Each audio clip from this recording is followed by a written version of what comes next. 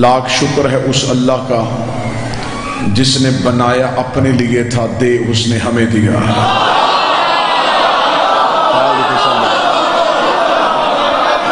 آقا زادی بسم اللہ۔ یا مالک حسین عزت عطا فرما۔ 13 رجب منت والا دن تو ہے ہی نہیں کہ آج کے دن بھی مومن سے گزارش کی جائے کہ وہ توجہ کرے یا وہ چہرے میں مسکراہٹ لائے۔ آج نہ بھی بولو، صرف مسکرانے پہ جنت واجب ہو جائے۔ آج بولنے پہ نہیں، آج مسکرانے پہ جنت واجب ہو جاتی ہے۔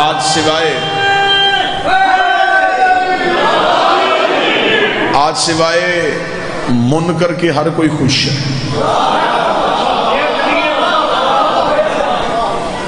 آج اتنا خوش ہے کہ کعبہ کے خوشی سے کھل اٹھا ہے۔ میں نے کہا لاکھ شکر ہے اس اللہ کا جس نے بنایا اپنے لیے تھا، دے اس نے ہمیں دیا۔ سطر اگلی کہوں گا اور آپ کے چہروں پہ مبدت نور ولایت چمک اٹھے گا۔ کتنی خوش قسمت قوم ہے یہ جس کا پہلا بھی کعبے میں آیا، ہائے ہائے، آخری بھی کعبے میں آئے گا۔ پہلا کعبے کے اندر آیا ہے، آخری کعبے کی چھت پہ آئے گا۔ ہمیں فخر ہے، ہم نے اپنا پیر کسی مندر سے نہیں لیا، اللہ کے گھر سے لیا ہے۔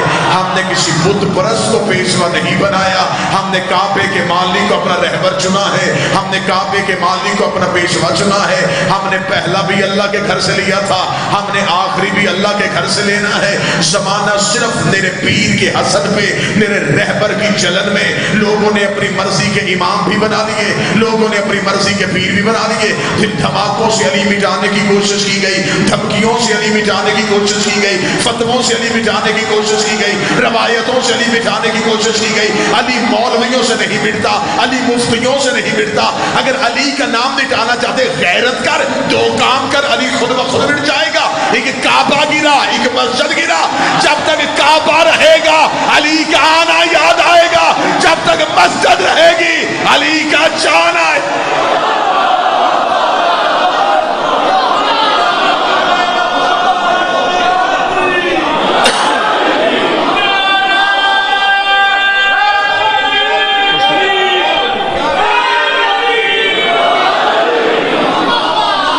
متوجہ سرکار، ہمیں فخر ہے کہ ہم اپنے اس امام کا جشن منا رہے ہیں جس پہ ہمیں کوئی شرمندگی نہیں۔ لیکن ذہنوں کی زمین زرخیز ہو گئی، جنہوں نے آنا تھا وہ آ گئے، آپ کی توجہات مکمل ہو گئیں۔ اب کرتے ہیں جشن کا باقاعدہ آغاز۔ میں نے جشن امیر المومنین قرآن سے پڑھنے کے لیے اللہ کے قرآن سے ایک آیت پڑھی۔ پیر ہونا بھی ایسا چاہیے کہ بندہ قرآن سے ذکر شروع کر سکے، امام ہونا بھی ایسا چاہیے کہ اس کا ذکر قرآن سے شروع۔ میں نے اللہ کے قرآن سے ایک ایسی آیت پڑھی ہے جو 13 رجب کی رونق کو دوبالا کرے گی۔ صرف مخلوق جشن نہیں منا رہی، خالق بھی خوش ہے۔ خالق نے اپنی خوشی کا اظہار قرآن میں سورہ مبارکہ البقرہ کی آیت نمبر 125 پہ کیا ہے۔ مجھے اپنی مذہب کے نوجوان بزرگوں پہ اتنا اعتماد اور اتنا یقین ہے کہ یہ قوم مجلسوں میں بیٹھ بیٹھ کے ذکر علی سن سن کے ماؤں کی گود سے لے کے آج کے اس لمحے تک تم نے اتنا علی سن لیا ہے، تمہیں خطیب یا ذاکر کی ضرورت نہیں ہوتی، تمہارے ذہنوں کے اندر معرفت کے دریا موجے مار رہے ہوتے ہیں۔ ہم نے صرف اشارہ کرنا ہوتا ہے، تم نے منزل تک پرواز کو لے جانا ہوتا ہے۔ میں صرف قرآن کی آیت پڑھوں گا اور آپ کے چہروں پہ مجھے لکھا ہوا جشن نظر آئے گا۔ میں صرف قرآن کی آیت کا ترجمہ پڑھوں گا اور چہروں پہ جشن نظر آئے گا۔ خدا قرآن میں کہتا ہے وَإِذْ جَعَلْنَا الْبَيْتَ مُصَابَةً لِلنَّاسِ، میرا حبیب یاد کر اس وقت کو جب ہم نے کعبے کو ثواب کے قابل بنایا تھا۔ جو ہاتھ اٹھا ہے جو علی کا نوکر، میرا حبیب یاد کر، یاد کرو اس وقت کو جب ہم نے کعبہ کو ثواب کے قابل بنایا۔ پہلے دن سے کعبہ ثواب کے قابل نہیں تھا، اس میں بت بھی رہے ہیں، خدا کہہ رہا یاد کر اس وقت کو جب ہم نے اس کعبے کو ثواب کے قابل بنایا، اسے امن والا گھر بنا دیا۔ یہ کعبہ تھا لیکن سجدہ نہیں تھا۔ اس کعبے کو سجدہ کعبے کی دیواروں کی وجہ سے نہیں ہوا، اس کعبے کو سجدہ کعبے کے قد کی وجہ سے نہیں ہوا، اس کعبے کو سجدہ کعبے کی اینٹوں کی وجہ سے نہیں ہوا۔ زبان کٹواؤں گا، دوبارہ کبھی منبر پہ آنے کی جرت بھی نہ کروں گا کہ کتاب سے ثابت نہ کر سکوں۔ امام سے بندے نے پوچھا تھا مولا یہ کعبہ ثواب کے قابل کب بنا تھا؟ فرمایا جب 13 رجب کعبے میں علی کی روح اتر آئے، جب 13 رجب کو کعبے میں علی آ گئے۔ قیمت مکان کی مالک کی وجہ سے ہوتی ہے، اس نے بنوایا کیوں تھا؟ آج کسی سے پوچھو کعبہ کس کا گھر ہے؟ رہتا تو ہے نہیں،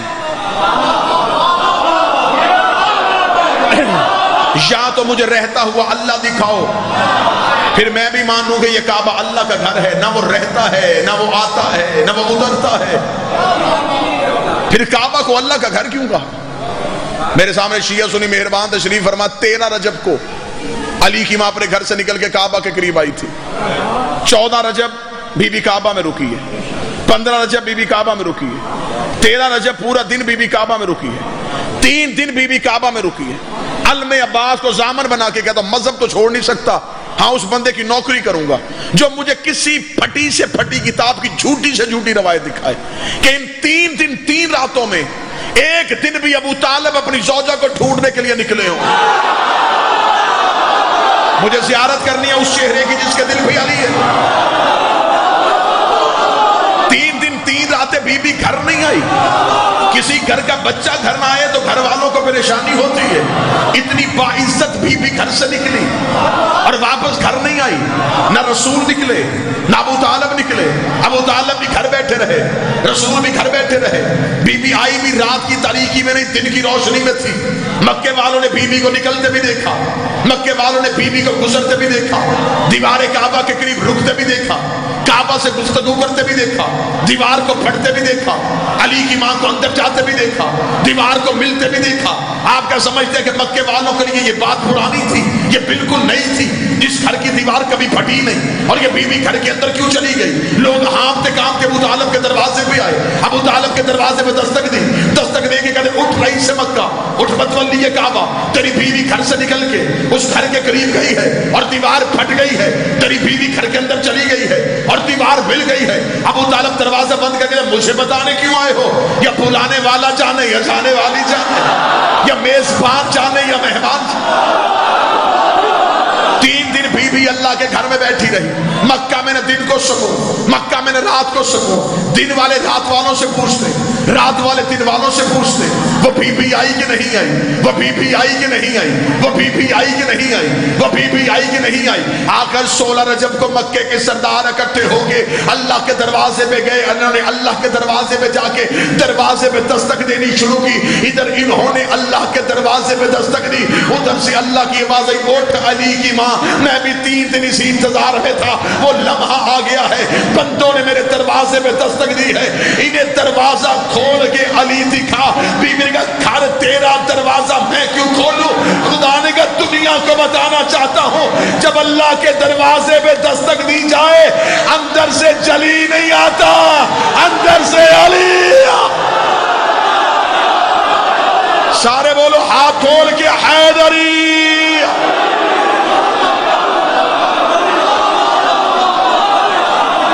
مولا حسین عزت عطا فرمائے۔ جب اللہ کے دروازے پہ دستک دی جائے اندر سے جلی نہیں آئے گا، اندر سے علی آئے گا۔ میرا سندی بھائیوں ہم مانگتے اللہ سے ہیں،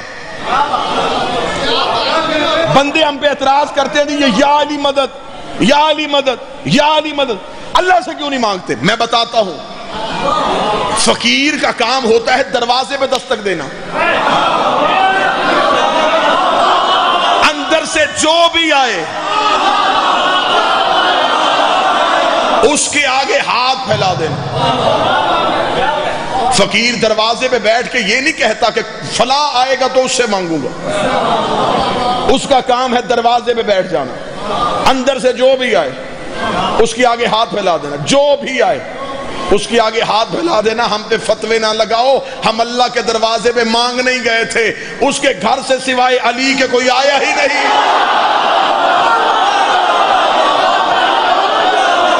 یا تو مجھے اللہ کے گھر سے کوئی نکلتا دکھا، اللہ کے گھر سے آیا ہے تو صرف شیعوں کا پیر آیا ہے۔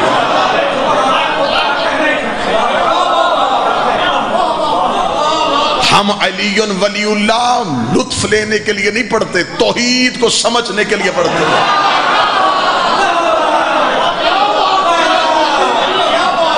آج بندے اعتراض کرتے تیرا جب جی بات یہ شیعوں نے باتیں بنائی ہیں، ان سے کوئی بندہ نہیں پوچھتا، یہ کیسے ہو سکتا ہے کہ علی کی ماں دیوار کے قریب آئے اور دیوار پھٹ جائے؟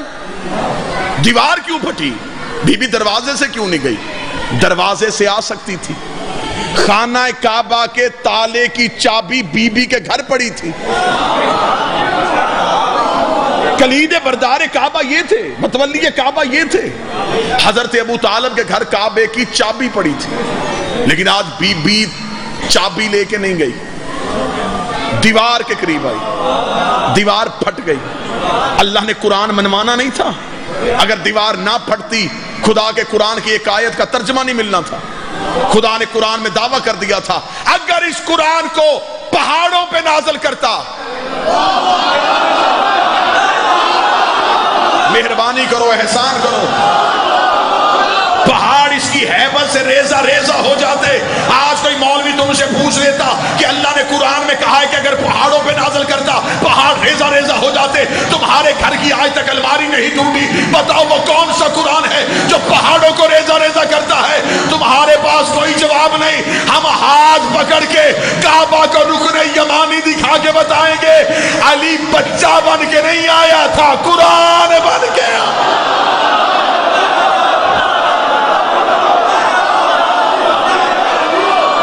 جو اتنا ہے وہ قرآن ہے،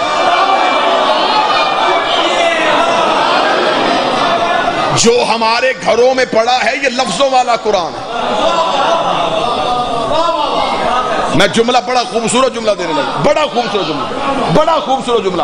علی لفظوں میں ڈھلے تو قرآن بنتا ہے، قرآن جسم میں آئے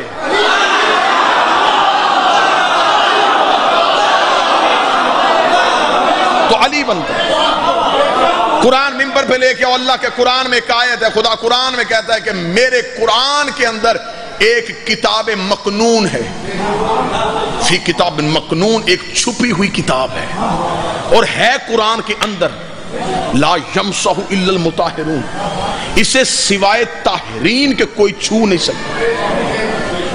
آج تک مولویوں سے اس آیت کی تفسیر ثابت نہیں ہوئی۔ خدا نے کہا کہ میرے قرآن کے اندر پھر ایک کتاب ہے جو چھپی ہوئی ہے، جسے سوائے طاہرین کے کوئی چھو نہیں سکتا۔ مولوی اس کتاب کو کہاں سے ڈھونڈتے؟ انہیں تو ابھی الف لام میم نہیں ملی۔ ہر معرفت والے بندے کو میرا ممبر سے سلام۔ قرآن کے اندر ایک چھپی ہوئی کتاب ہے۔ دو صحابی مدینے میں مسجد میں بیٹھ کے اس آیت کی تفسیر ڈھونڈ رہے تھے، یا قریب سے سلمان گزرے، ان میں سے ایک نے کہا اس سے بلاؤ، یہ علی کا شاگرد ہے، اس سے پوچھتے ہیں کہ اس آیت کی تفسیر کیا ہے۔ ایک صحابی نے کہا سلمان، قرآن میں ہے کہ اس قرآن کے اندر ایک کتاب چھپی ہے، بتا سکتا ہے کہ وہ کون سی کتاب ہے؟ سلمان رکے اور چہرہ ان کی طرف کر کے کہا تفسیر بتاؤں یا دکھاؤں؟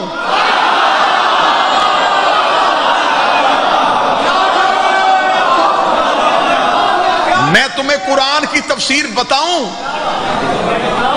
یا دکھاؤں؟ ان میں سے ایک بولا، اس نے کہا دکھائے گا کیسے؟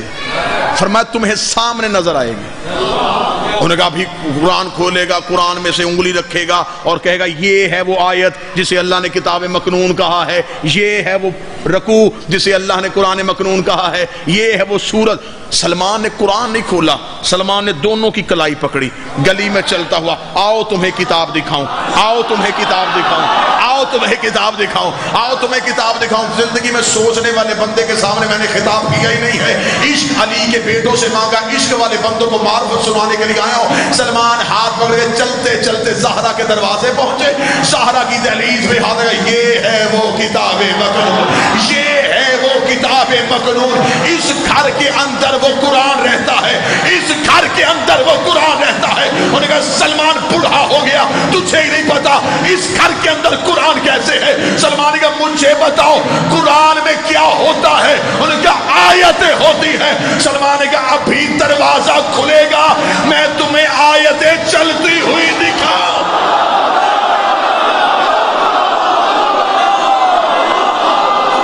سارے بولو ہاتھ اٹھا کے حیدری۔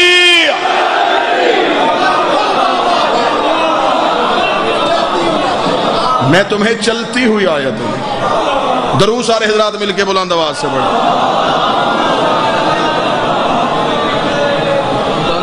بسم اللہ یا عالم، عید مبارک سب خیر مبارک سب۔ واجب الاحترام، قابل سعادت احترام، عزت مآب، آپ کے میرے پسندیدہ ترین ذاکر، اصل جشن والے ذاکر،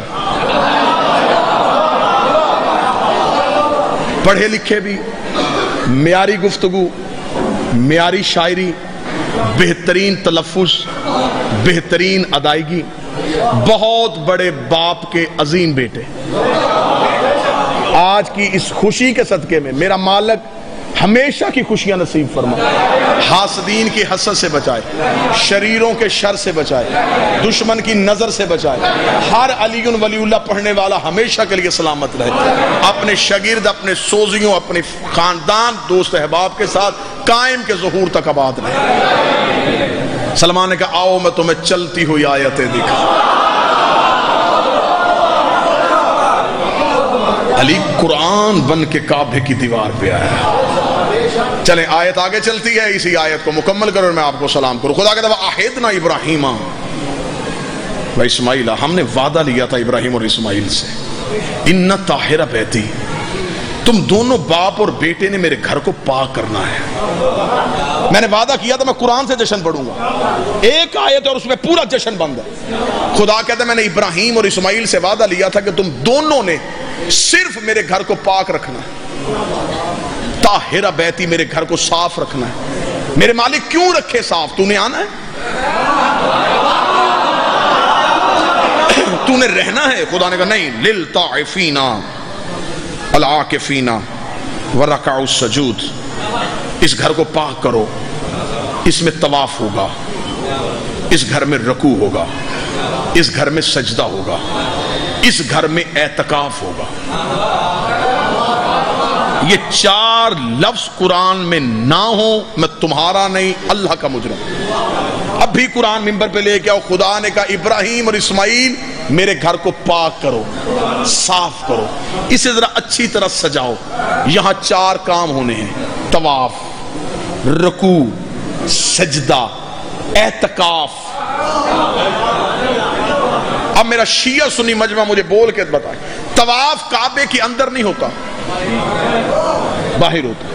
خدا نے کہا گھر کو اندر سے پاک کرو، جب طواف اندر ہونا ہی نہیں تھا پاک کیوں کرنا؟ آگے چلتے میرے مالک کوئی اور کام، فرمایا رکوع ہونا، میرے مالک رکوع بھی کعبے کے اندر نہیں ہونا، باہر ہونا، فرمایا اندر سے صاف کرو۔ تیسرا کام فرمایا سجدہ ہوگا، سجدہ بھی کعبے کے اندر نہیں ہوتا، کعبے کو ہوتا ہے۔ چوتھا کام خدا نے کہا میرے گھر میں اعتکاف ہونا ہے، اعتکاف کعبے کے باہر نہیں ہوتا، اندر ہوتا ہے۔ اس کا مطلب ابراہیم اور اسماعیل کو نبوت اسی بات پہ ملی تھی، تم نے اس گھر کو اتنا پاک کر دینا ہے کہ اس میں کسی نے 3 دن رہنے کے لیے آنا۔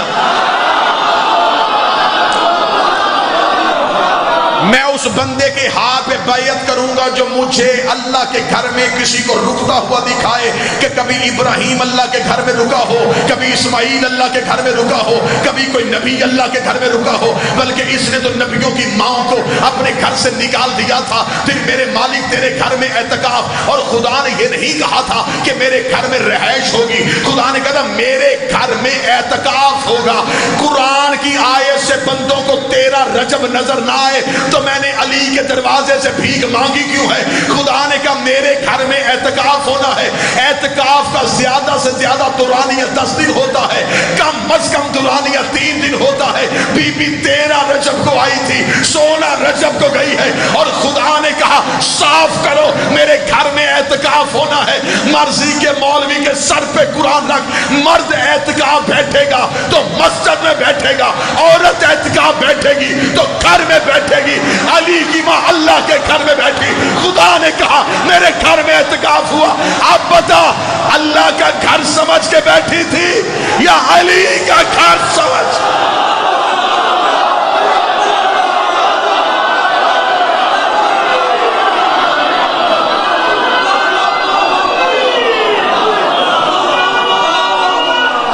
بسم اللہ.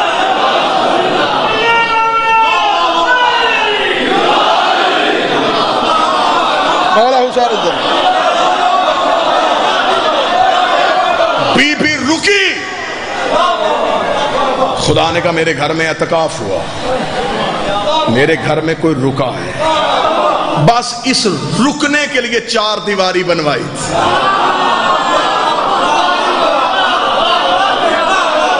کعبہ بنا ہی علی کے آنے کے لیے تھا. نماز کدھر منہ کر کے پڑھتے ہو؟ کعبے کی طرف. نمازوں کا مرکز کعبہ ہے, کعبے کا مرکز علی ہے. کعبے کی عبادت علی کے بغیر نہیں ہوتی, تیری عبادت علی کے بغیر کیسے؟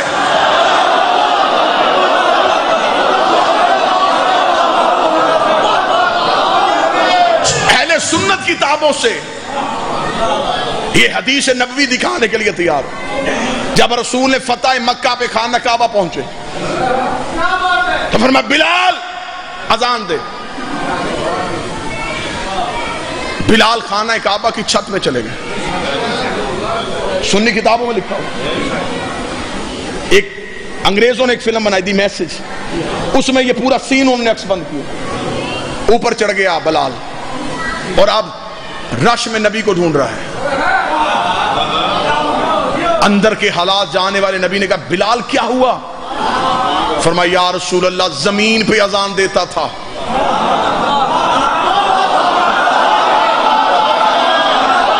منہ کعبے کی طرف کرتا تھا, بھیج کعبے کی چھت پہ دیا, ایسے اذان دوں؟ علم عباس گواہ ہے, نبی کا جو فرمان ہے وہ کتابوں میں آج بھی درج ہے. نبی نے اونچی آواز میں کہا مجمع میں ڈھونڈ علی کہاں ہے؟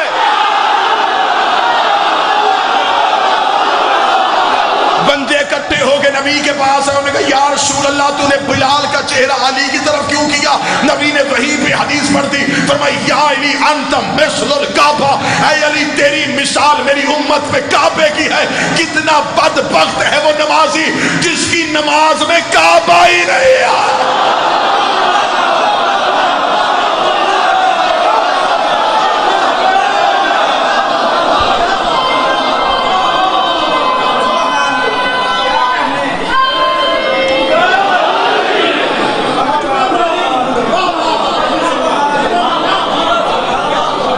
عشق آزماؤ علی سے, اس نے تو کرم کر دیا, اس نے اپنی ولایت ہمیں دے دی, اب امتحان ہمارا ہے. جس بندے نے علی, بس آخری جملے کہہ کے میں قبلہ قاضی صاحب کے حوالے میں کر لوں گا, ہمیں جو اس نے علی کی ولایت دی ہے یہ اس نے ہمیں روز اول دے دی تھی. اور مہربانی کرو دنیا میں لوگوں کی منتیں نہ کیا کرو علی اللہ پڑھنے کے لیے, جنہوں نے پڑھنا تھا وہ اللہ نے چن لیے.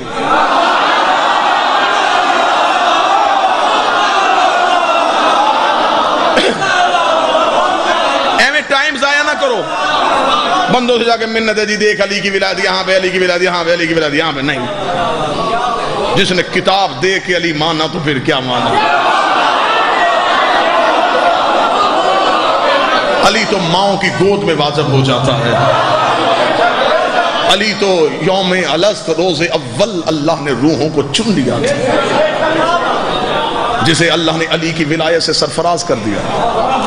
پھر ہمیں اب دنیا میں دشمنوں میں بھیجا ہے علی کی ولایت کے امتحان کے لیے. ادھر سے خطرے، ادھر سے پریشانی، ادھر سے گالی، ادھر سے قطع تعلقی.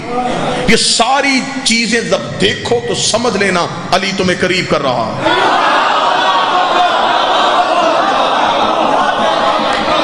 ولایت آ گئی. ہم دن میں 5 دفعہ اللہ کی بارگاہ میں جا کے صرف اس سے ایک ہی دعا کر دے، اہدنا الصراط المستقیم. ہمیں علی کی ولایت میں قائم رکھ. ایسا نہ ہو کہ کوئی اتنا بڑا امتحان آ جائے کہ ہم سے استقامت نہ رہے، ہمارے ہاتھوں سے علی چھوٹ جائے، ہم علی سے ایک لمحے کے لیے پیچھے ہو جائیں. امتحان دینا علی نہ دینا. دنیا میں امتحان آئیں، آزمائشیں آئیں، مصیبتیں آئیں، مشکلات آئیں، تکلیفیں آئیں، دکھ آئیں، سمجھنا کہ علی تمہیں قریب کر رہا ہے. آسانیاں آئیں، تعلقات اچھے ہو جائیں، بادشاہت مل جائے، خزانوں کے منہ کھل جائیں، سمجھنا علی تمہیں دور کر رہا ہے. جتنی مصیبتیں زیادہ آئیں گی اتنا علی کی ولایت کا امتحان دینے کا لطف آئے. میں ایک جملہ کہہ کے ممبر چھوڑتا ہوں صرف عقیدوں کو بہتر کرنے کے لیے. جناب میثم تمار جب گئے تھے دشمن کے دربار میں، میثم تمار کے پاس ایسے ایسے اللہ کے راز تھے. میثم چاہتا تو دربار سے غائب ہو سکتا تھا، میثم چاہتا تو گرفتار ہی نہ ہوتا، میثم چاہتا اشارہ کرتا کڑیاں توڑ دیتا. کیا یہ سب کچھ علی کا نوکر نہیں کر سکتا؟ کر سکتا تھا. پھر دربار میں کیوں آیا؟ تاکہ یہ ظلم کرے، میں اپنی محبت آزماؤں.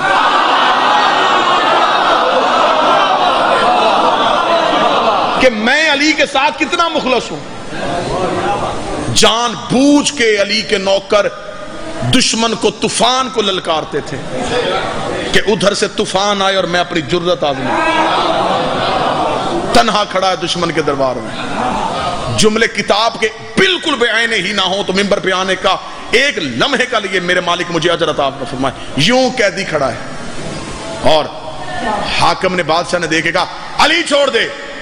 میثم نے یوں اس کی طرف دیکھا، بکواس بند کر.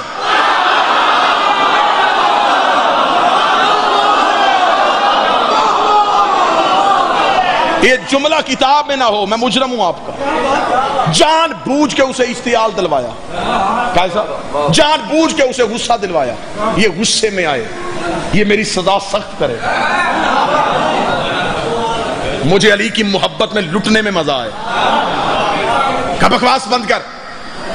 اسے اپنی توہین محسوس ہوئی کہ دربار میرا، سپاہی لشکر میرے دربار میں کھڑا ہو کہہ رہا مجھے بکواس بند کرو. کہ شکنجا چڑھاؤ اسے. میثم کے پورے بدن میں شکنجا آ گیا. میثم کے قریب آیا، چھڑی میثم کے منہ پہ ماری. کہتا تیرا بدن کٹوانے لگا ہوں. میثم نے کہا جلدی کر.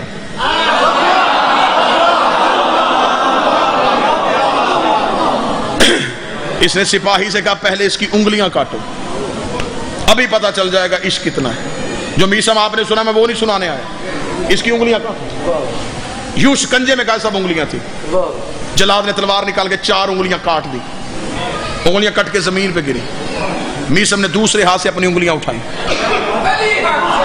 انگلیوں کو دیکھا، چوما، آنکھوں سے لگایا، رونا شروع کر دیا. میثم کی آنکھ میں آنسو آیا. کہکا مار کے حاکم کہنے لگا اب دیکھا صرف 4 انگلیاں کٹی، اب چھوڑے گا علی کو. اب آنکھوں میں آنسو آ گئے، اب رو رہا ہے، اب تکلیف ہو رہی ہے. قریب جا کے کہا میں نے صرف انگلیاں اس لیے کاٹی تھی، مجھے خبر تھی تجھ سے اتنی سی تکلیف برداشت نہیں ہونی. ابھی 4 انگلیاں کٹی اور تیری محبت غائب ہو گئی. کہاں گیا تیرا عشق علی کے ساتھ؟ اب بتا علی کو چھوڑے گا کہ نہیں چھوڑوں گا؟ اس نے کہا تو کیا سمجھ رہا ہے؟ میں انگلیوں کے کٹنے کی وجہ سے رو رہا ہوں. اس کا پھر کس لیے رو رہا ہے؟ اس کا میں تو انگلیوں کو اس لیے چوم چوم کے رو رہا ہوں کہ اتنے عرصے سے میرے ساتھ رہتی تھی، مجھے اتنا بھی نہیں پتا تھا یہ تو عشق میں مجھ سے بھی آگے چلی گئی. سارے بولو مل کے بولو حیدری.